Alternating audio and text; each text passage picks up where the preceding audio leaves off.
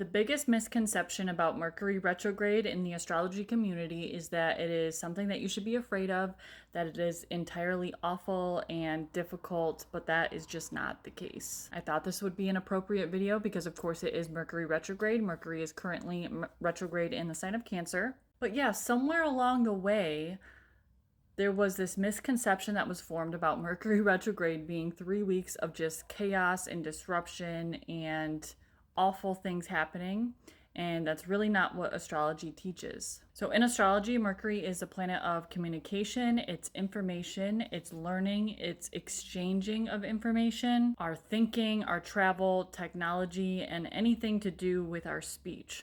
So when Mercury appears, keyword appears to be moving backwards in the sky, this turns the energy more inward and reflective.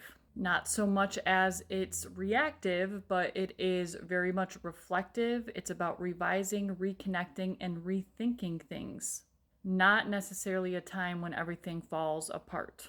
Could you experience delays or miscommunications? Absolutely, sure, but that could happen anytime.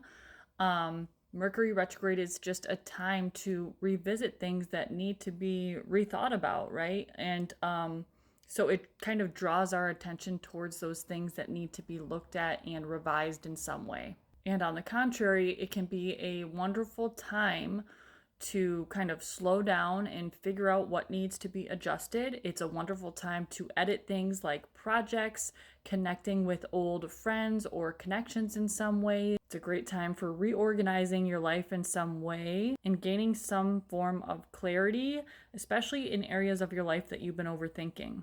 So instead of asking yourself what could go wrong with Mercury in retrograde, ask yourself what Mercury retrograde is asking you to revise or readjust, which all in all is a much more empowering way to tackle any transit or any retrograde. Much love, y'all. Personal readings for astrology and tarot can be found up at the link in my bio, but I will talk to you soon.